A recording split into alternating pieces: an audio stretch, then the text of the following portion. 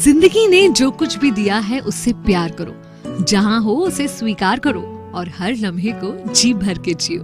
94.3 my FM से मैं हूँ विनी आपके साथ। और चलो आज कुछ अच्छा सुनते हैं।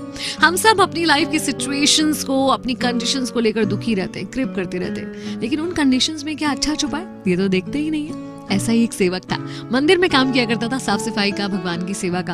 अपनी जिंदगी से बहुत दुखी, हैरान, परेशान कि ये सब कुछ मेरे साथ ही क्यों हो रहा है वगैरह वगैरह सोचता रहता था। एक दिन उसने भगवान से कहा कि आपकी जिंदगी अच्छी है, आराम से एक जगह खड़े रहना है, कुछ नहीं करना है, मेरी जिंदगी देखो कितनी कठिन है। भगवान ने कहा ऐसा नहीं है, यहाँ मेरी जगह पर होना आसान नहीं है, बहुत कुछ मैनेज करना पड़ता है। उसने कहा कैसी बात करो आप, ऐसा है तो एक दिन आप मेरी जिंदगी जी के देखो और मैं आपकी जिंदगी जी के देखता हूँ। भगवान ने कहा नहीं भाई, मेरी जगह पे रहकर बहुत पेशेंस रखना पड़ता है, तुमसे नहीं होगा। उसने कहा जरूर होगा, आप मुझे मौका दो, आप जो कहोगे जैसा कहोगे करूंगा, लेकिन एक दिन के लिए मुझे भगवान बनने दो और आप एक साधारण इंसान बन के जी के देखो। भगवान मान गए, लेकिन भगवान ने कंडीशन रखी कि बहुत सारे लोग आएंगे, तुमसे कुछ भी कहेंगे, लेकिन तुम्हें रिएक्ट नहीं करना है। वो तुमसे चाहे प्रार्थना करें, चाहे तुम्हें अच्छा बोले, बुरा बोले, तुम्हें सीधे खड़े रहना है, ना तुम्हें कुछ बोलना है, ना अपनी जगह से हिलना है, बिल्कुल मूर्ति की तरह ही खड़े रहना। उसने कहा ठीक है, इसमें कौन सी बड़ी बात है, मैं कर लूंगा। अब बन गया वो सेवक भगवान, और भगवान निकल गए एक दिन की छुट्टी पर। सबसे पहले एक व्यापारी आया मंदिर में, जिसने हाथ जोड़कर प्रार्थना करी कि हे भगवान, एक नई फैक्ट्री लगा रहा हूँ, मुझे खूब धन धान्य देना, मेरे उस फैक्ट्री को खूब तरक्की देना।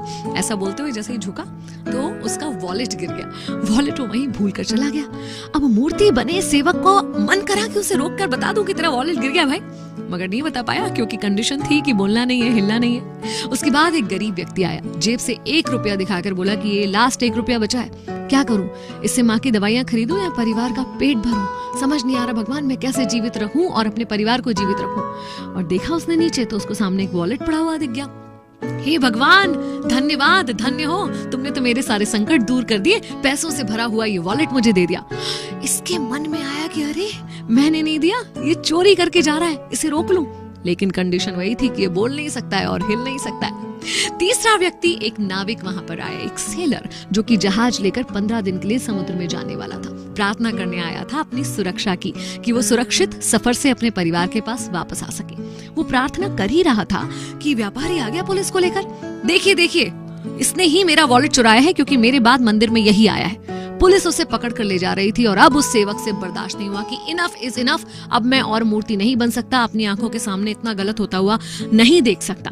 उसने कहा कि ये बिल्कुल गलत है, इसका जो बटुआ है वो उस गरीब व्यक्ति ने चुराया है, मैं भगवान हूं, मैं बता रहा हूँ। पुलिस ने भगवान की बात तो माननी ही थी, उस गरीब व्यक्ति को पुलिस पकड़ कर ले गई। शाम हुई, जब भगवान आए तो उसने बड़े गर्व से बताया कि मैंने एक अन्याय होने से रोका इस तरह से।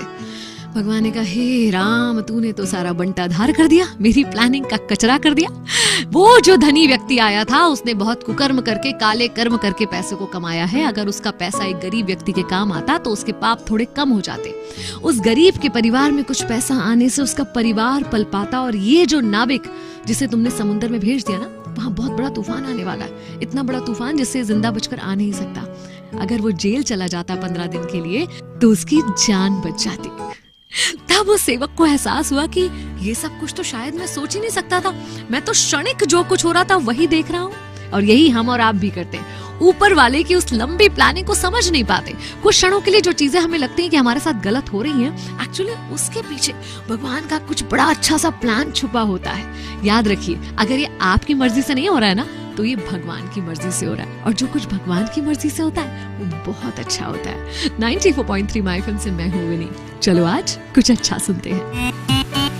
चलो आज कुछ अच्छा सुनते हैं।